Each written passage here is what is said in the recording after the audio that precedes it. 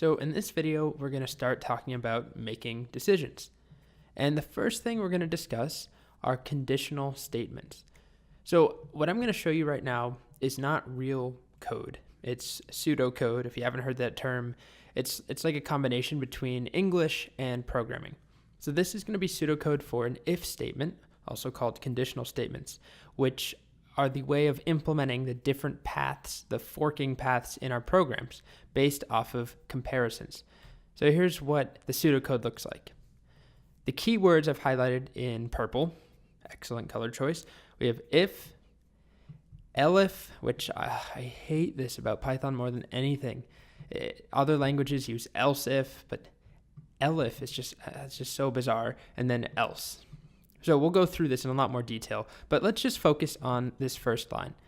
So we have if, and then this is the pseudocode, the English portion. Some condition is true. So that is not going to fly in Python because it's going to think there's a variable named sum and another one called condition, and it doesn't know what we're doing, and it's going to freak out. But we would have something up here like if game equals not over, or if winner equals 1, or if high score is greater than 99. Whatever our comparison would go here, it needs to evaluate to true in order for this code, represented by do something, also not valid Python, but this code will only run if this bit is true. And so if this is false, Python moves on to the next line, else if. So it's like an otherwise if. So if the first thing wasn't true, then try this one. So some other different condition. If that's true, do this. Notice the indentation, by the way. We'll spend more time talking about that. But Python is very white space sensitive. That's how it knows what pertains to which part of the if or else, elif, or the else. So finally, there's else, and else is like a catch-all otherwise. So if this first one didn't happen, this one wasn't true, then this is every other condition or every other possible situation, do this. I want to mention you do not have to have an elif or even an else, and you can have more than one elif if you want. So what actually goes in this some condition is true part of the pseudocode? It can vary a lot, and we're going to spend a couple videos talking about it. We're going to see a really simple example next, right after this slide, in this video, where we basically compare a single string to check if it equals another string. So we'll be able to see if color equals purple, if city equals Tokyo, that sort of thing. But then there's a lot of other comparisons we'll get into as we progress through the next couple of videos.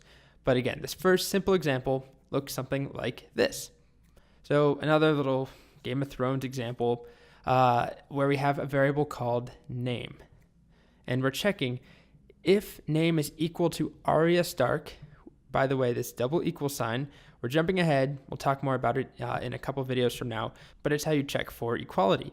A single equal sign, remember, is to assign a variable. So if we had a single equal sign, it would try and save Arya Stark into the variable name.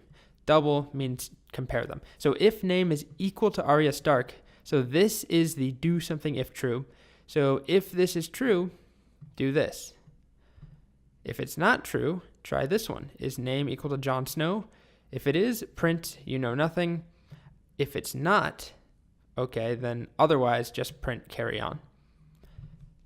So we have 3 possible outcomes in this single program, depending on what name is defined as. So we have name. If it's Jon Snow, we get you know nothing printed out. If name is Arya Stark, we get Valor Margulis. It's a little like catchphrase thing. I think it means all men must die. Otherwise, which I'm representing by a star just to mean anything else, we get carry on. Okay, so you can take my word for it, or let's go over here to a file I've created called firstexample.py. I've included it if you want to just copy the code, and it has the exact same thing. All that's missing, of course, is a definition for name. So we could do name equals input like this, or we could hard code it. So I'm just going to type to start, name is Jon Snow, and hit save. And I do want to point out, we will talk more about comparisons, but when you compare strings, everything matters. So spacing, capitalization, it all matters. So if I had lowercase j, uppercase s, it's not going to equal Jon Snow with capital J. But that's for another day. Well, actually for today, but a later video. So we'll leave it at Jon Snow. And I'm going to go run this. Python 3, first example.py. So we get you know nothing, as you can see here. Put in Jon Snow, we get you know nothing.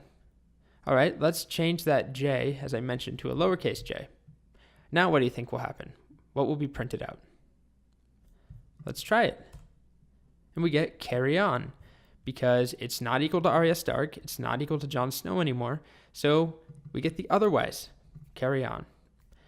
As I did want to show that we don't have to have all these other components.